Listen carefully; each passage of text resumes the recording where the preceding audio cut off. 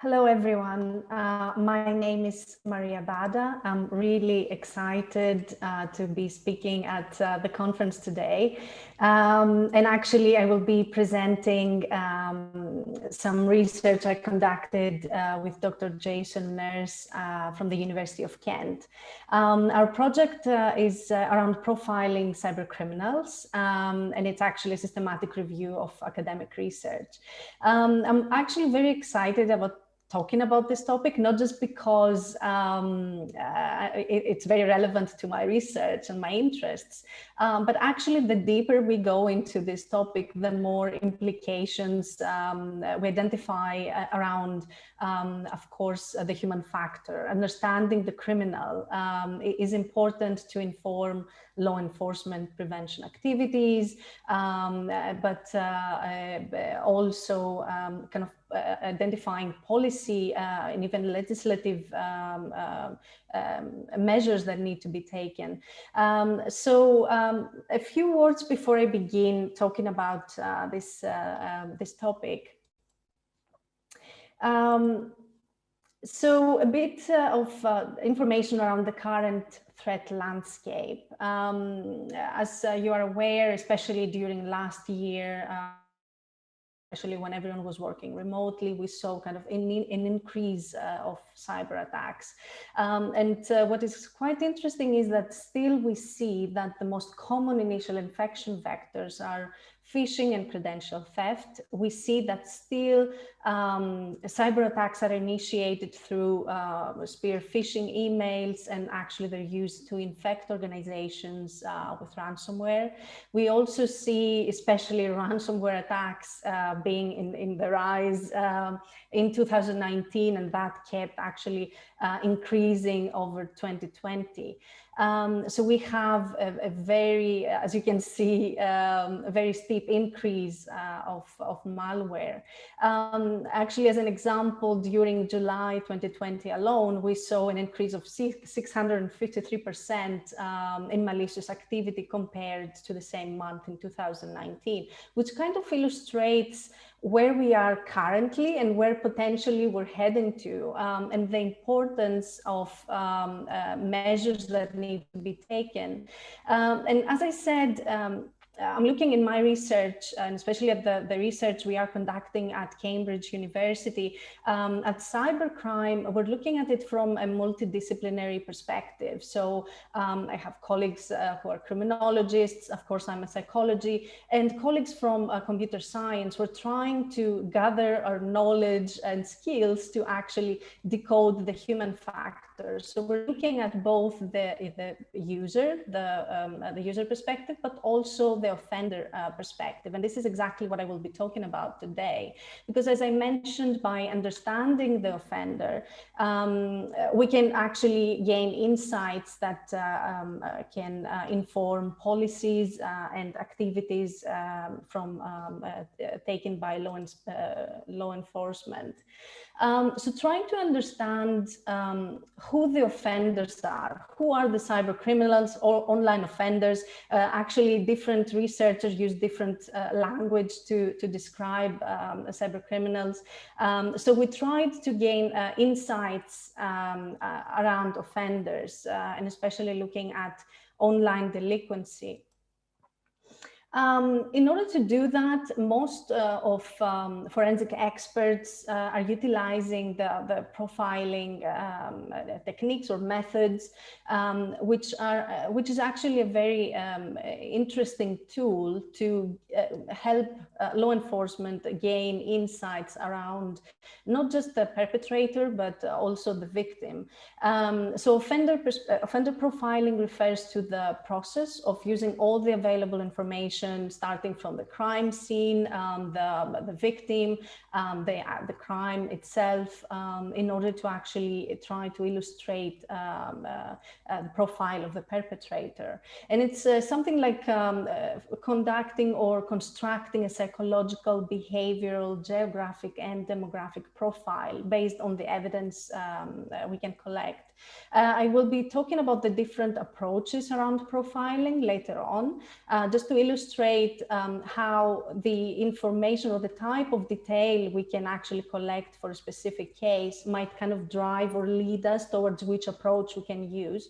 However, it's quite important, as I mentioned, to look at these issues because, for example, we talk about malware or we talk about a DDoS attack, and for that we are aware of the tools or methods used by an attacker, but we rarely look or worry about the motivation behind it. And there are plenty of stereotypes around cyber criminals and why actually they conduct cyber attacks. Usually we consider that behind a cyber attack there is financial gain motivation. However, we've seen in our research that actually the majority of attacks don't necessarily have a financial motivation. They might have different motivations, but rarely financial one. So the aim of this work was to advance research and understanding around the cybercriminal profiling domain, and also where we are currently in this area. What is the state of the art in terms of understanding, characterizing, or profiling cybercriminals?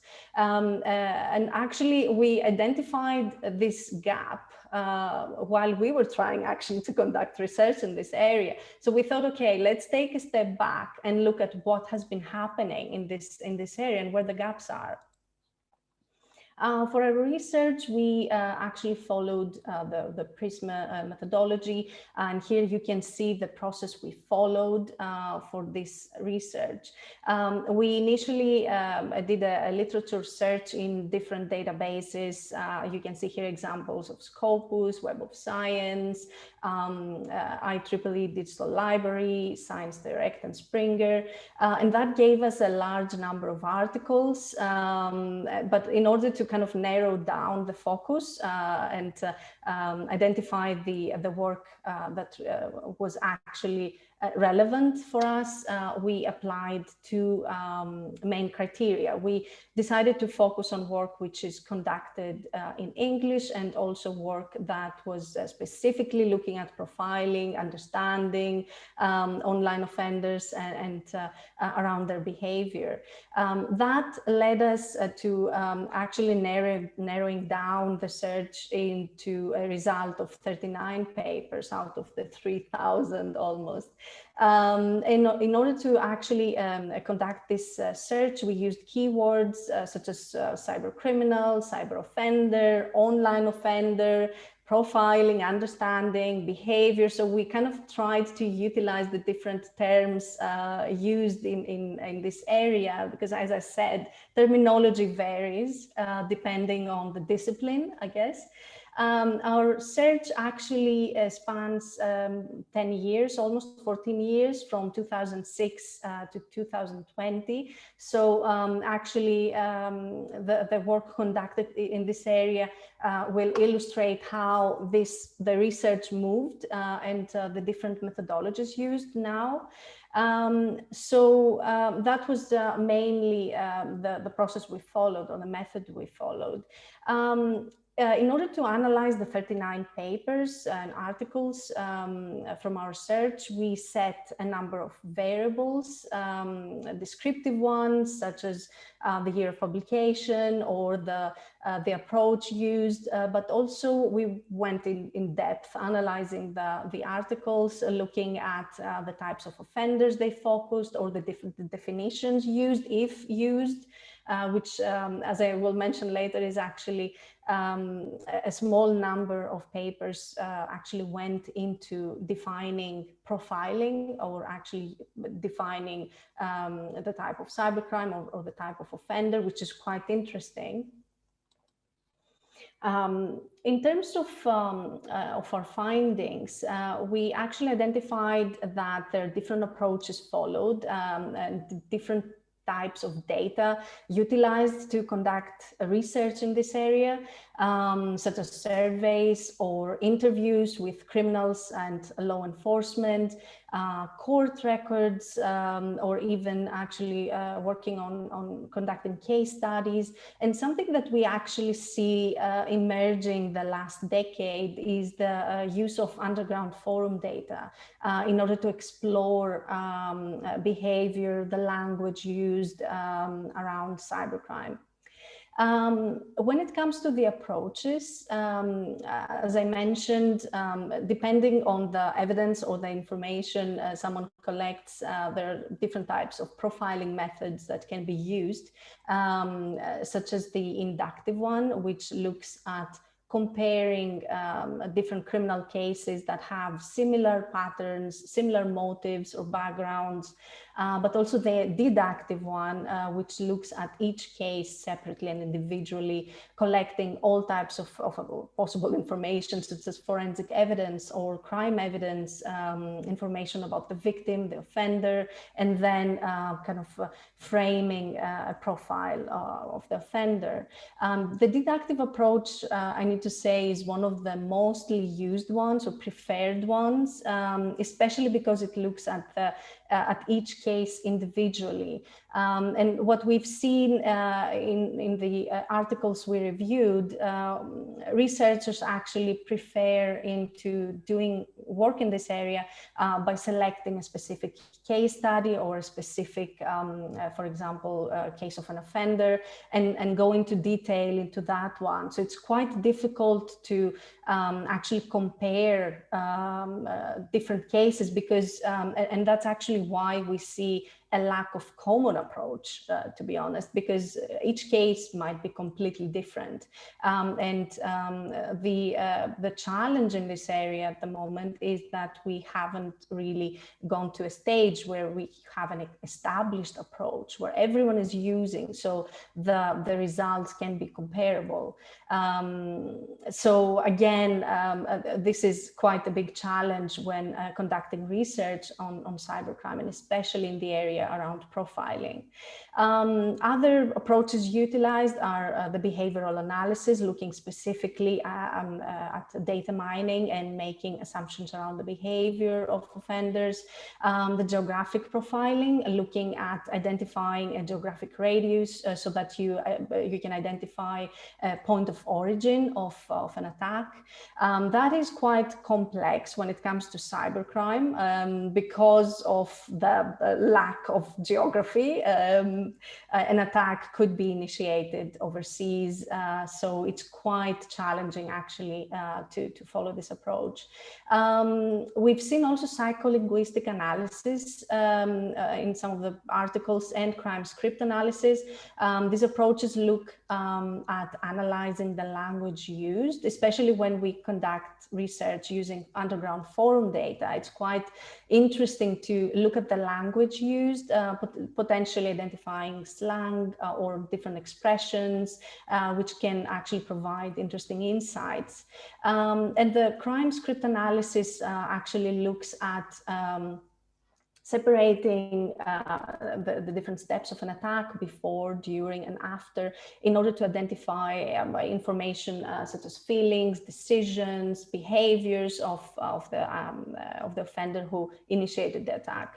But also we've seen actually work combining different approaches, and very common kind of approach, as I said, is the deductive one in combination, for example, with the psycholinguistic analysis. It really depends on the data used, which will actually define the best approach to conduct research in this area.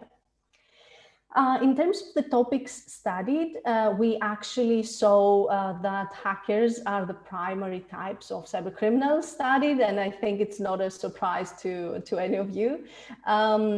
We actually identified a lack of research around other types of offenders, for example, hacktivists, organized groups. So there is actually a gap there. And most of the papers are looking looking at characterizing the behavior of cybercriminal groups, but also identifying or analyzing trust processes. So we've seen actually a number of papers trying to identify how different members of groups are actually building trust in order to collaborate, how, for example, a group might recruit its members, and how these interact. And when I speak about different members, I mean, for example, the core members, but also money mules or recruited enablers, and how, for example, a member can join such a group and be trusted.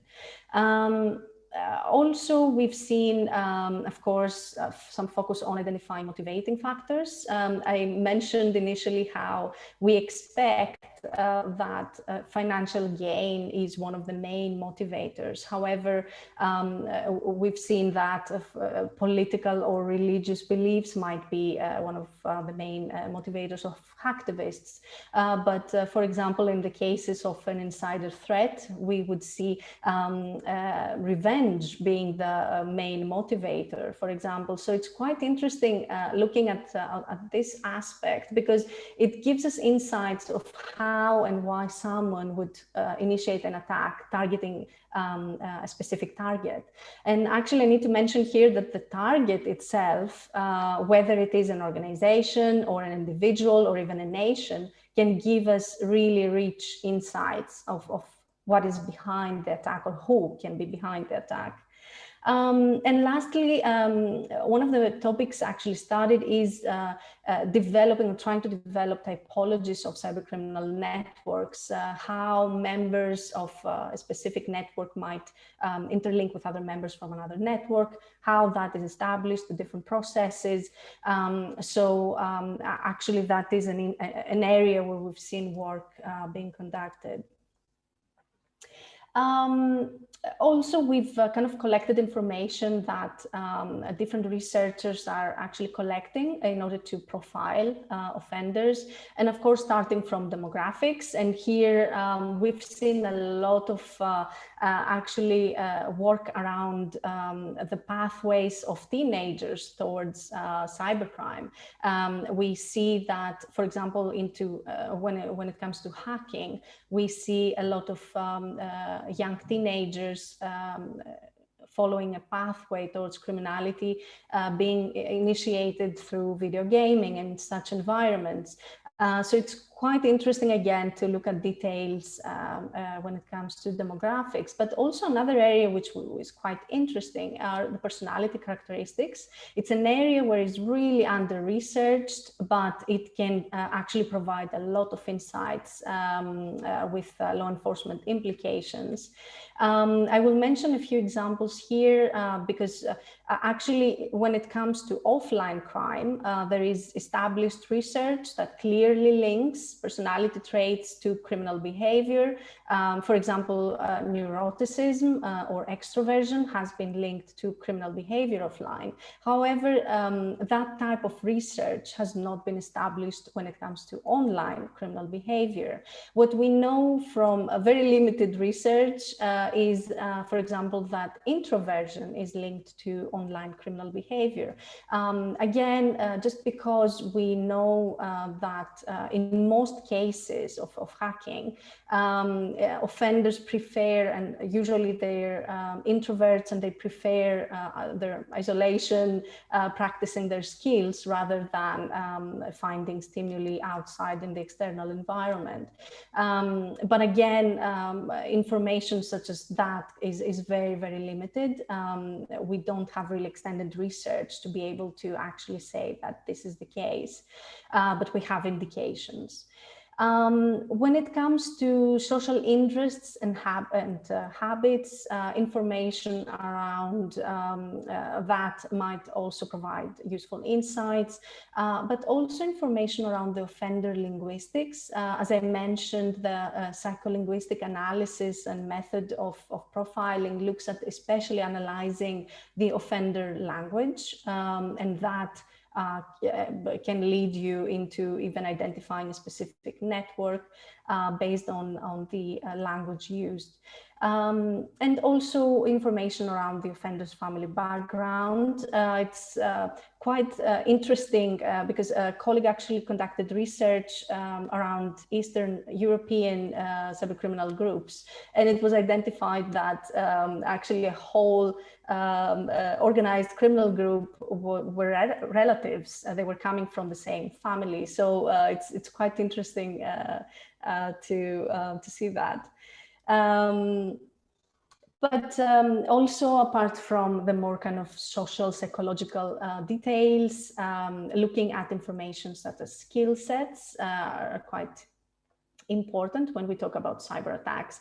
And we expect that behind a sophisticated attack, there is a skilled hacker. However, in many cases, we see that, for example, in order to initiate a DDoS attack, you don't need really sophisticated skills, and that you can even purchase the tools to initiate such an attack from online markets for a small amount of money. So it really depends on the attack and the case, but it's a very valuable information to collect.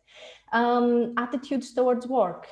Again, as I mentioned, in the case of the insider threat, it's quite important to identify this kind of detail. It can lead you immediately to who actually conducted the attack, especially if someone, we've seen examples of employees who were fired, were let go, and actually as an act of revenge, they sold private information of the organization before they left the company. The next point actually mentions the precipitating event or catalyst, which can again give us rich insights around the motivation behind an attack. Of course, criminal history and previous involvement in criminal behavior is important to collect, but also historical behavior such as addictions, mental health problems are quite interesting actually to capture. I will mention actually here again the link of information such as personality traits and mental health problems. We've had examples of research, for example, at Bath University, where the research focused especially in this area, whether autism is actually linked to criminal behavior online. And unfortunately, the results didn't really show that. However, as I said, the research in this area is really limited. So depending on where that research is conducted in terms of which country or the types of the attacks and the offenders might actually define the results. So there's room for a lot of research in this area, I would say. I would like at this point to actually mention a specific case, the British hacker Laurie Love. I actually decided to talk about Laurie Love because his case was on media in the UK for the last 2-3 years because of the nature of this case. So Laurie Love was actually accused of participating in a hacktivist campaign protesting against the US government's treatment for Aaron Swartz, another hacker who was convicted to 35 years imprisonment, and actually he committed suicide after this conviction. Laurie Love was actually accused of participating in organizing this hacktivist campaign along with Anonymous, but also he was accused for hacking into dozens of government computer systems, including those of the FBI, US Army, the Department of Defense, stealing massive amounts of data and defacing official websites. So Laurie Love was an hacktivist, and basically activism, hacking, and depression were the major themes of his life. He falls actually into the group, as I was mentioning, because he went into hacking through video games. He actually identified that he had the skills to break the code of video games, and he so that he could win. So that actually brought him towards that pathway, practicing his skills into becoming a hacker. Actually, he decided to also study computer science, and through basically during his studies, he was also facing depression, and that caused him to drop out university. Also, he was diagnosed with Asperger's. So as I mentioned, this is a case where we have both depression and autism as in terms of characteristics. Laurie Love, after he was actually convicted, he was suspended from his electrical engineering course. His mental health declined, and his case was on media in the UK for 2-3 years before it was decided whether his trial will be conducted in the UK or he will be extradited in the US. So that, of course, impacted his life a lot. As it was mentioned, he had suicidal thoughts from 6 to 12 times a day. And for him, actually, when we talk about the motive, because as you can see here, we have a personality who is very interested into hacking, not necessarily in a malicious way. What he mentioned as his main motive was that hacking for him is a form of problem solving that can affect change, much like activism. For him, it was basically when he saw that things can be better, it was very difficult not to do something to change them. Here we have a personality who is actually impulsive, and I think that for this specific case, we see that Laurie Love didn't really think of the consequences behind his actions. He didn't really expect he would be accused of and actually that his case would lead him to being trialed in US, and whatever that meant. Actually, I think it meant that he would be sentenced for 99 years in prison. So it's an interesting case because it actually combines the difficulties of a person with mental health problems, but in the same time, someone who has skills, and potentially he could be using these skills to actually work as a security expert rather than a hacker. However, there are many implications here because, for example, the specific personality of Laurie Love, along with the type of crime, has implications of how the law actually can be applied.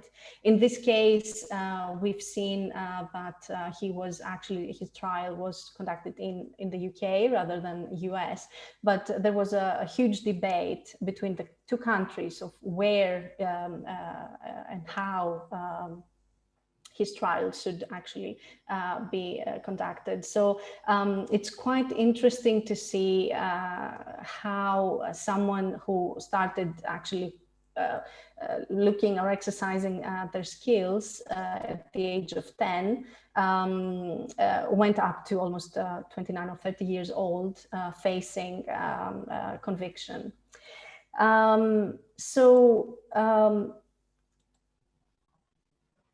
As I mentioned, from this research, we identified different gaps and policy implications. First of all, we identified that there is a need for new strategies of response, and further research is needed on analyzing organized criminal activities in cyberspace to inform law enforcement prevention activities. Just to mention here that in the UK, the National Crime Agency is working very closely with researchers.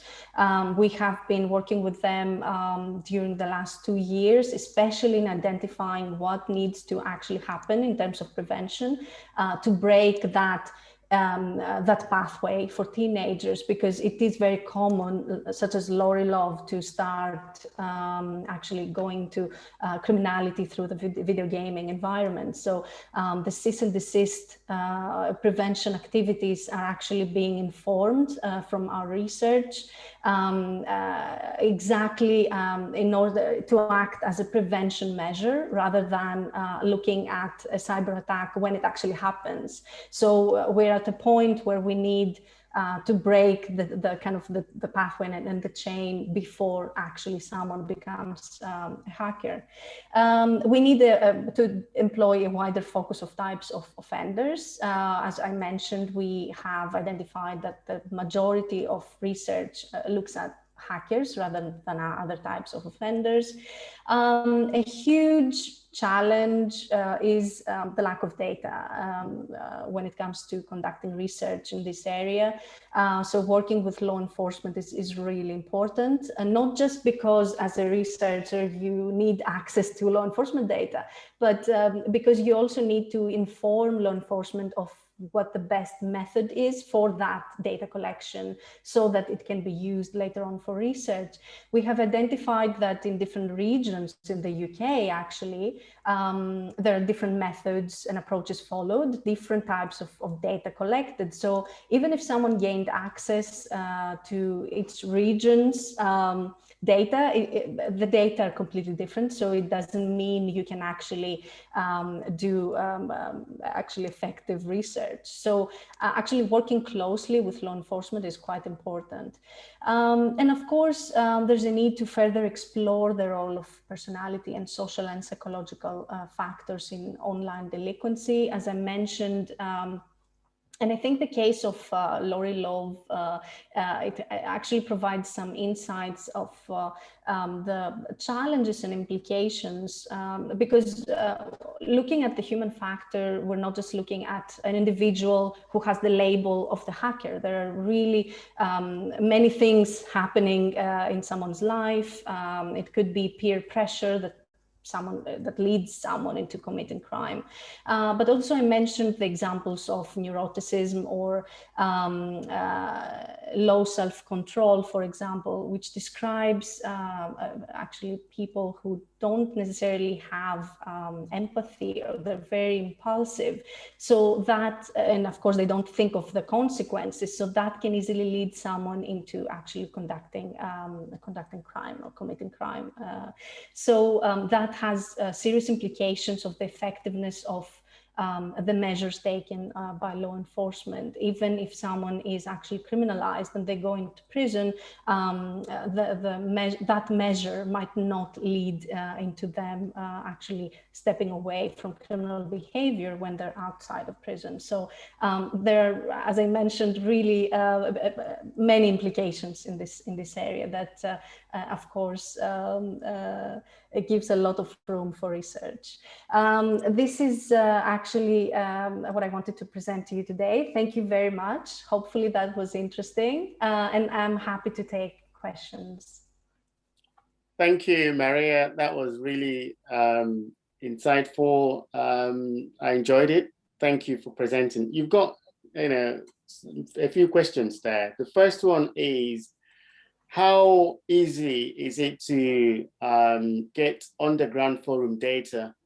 And did you apply any techniques to, for especially those data that are in different languages and where they use semantic words or colloquia? How did you drive and deduce meaning from the colloquia they used? Yeah, so actually I'm very lucky because I'm based at the Cambridge Cybercrime Center, where we collect underground forum data. So I have access to almost 90 million different databases, so from underground forum. And just to mention here that this data set is can be open to anyone who requests it. So if everyone is any of the participants here are interested, they can just get in touch and they can use the data set to conduct research. In terms of the methodologies used, mainly what I have used to analyze the data are techniques such as NLP, natural language processing, to actually do an initial analysis of the millions of data points, but also going down into the detail of the discussions in these forums, conducting thematic analysis. So it's a combination of qualitative and quantitative methods. In terms of the different languages, we're actually looking at this point into Russian forums, and we have a Russian-speaking researcher looking at that. So I wouldn't be able to do it. I don't speak Russian. But as I said, I consider myself very lucky because we have a team comprised of researchers with different skills. So I think in order to do effective research in this area, in the area of cybercrime and cybersecurity, you definitely need social scientists, computer scientists, different technical and social skills, because yeah, I wouldn't be able, for example, to, as I said, to do that type of work. Thanks, Maria. I agree perfectly. That's why this conference exists as a multidisciplinary conference, so to get all the different experts in different domains. You've got another question here, is very worded, but I will see if I can abbreviate that. So are you or your colleagues aware of any research into ethics of deception by law enforcement and related decision making, especially when it encroaches into human rights or individual rights? Quite interesting. It's becoming actually a topic that is we see more and more. I'm not really aware of specific research that I can point to, but I'm aware of research at Oxford, for example, that is looking at these issues.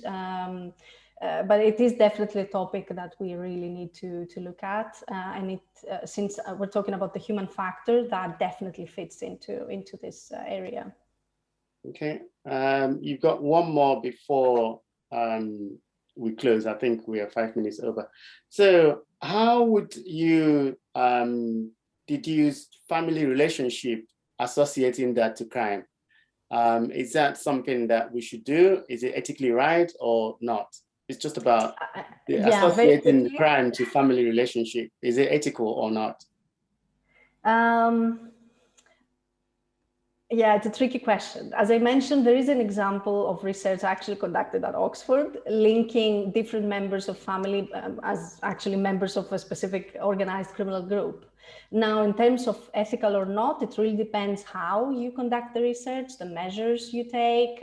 So that could be a different actually discussion because around the ethical aspects of conducting that type of research. And we have a very, very clear ethical guide in conducting our research. So yeah, happy if someone is interested in these details, happy to follow up.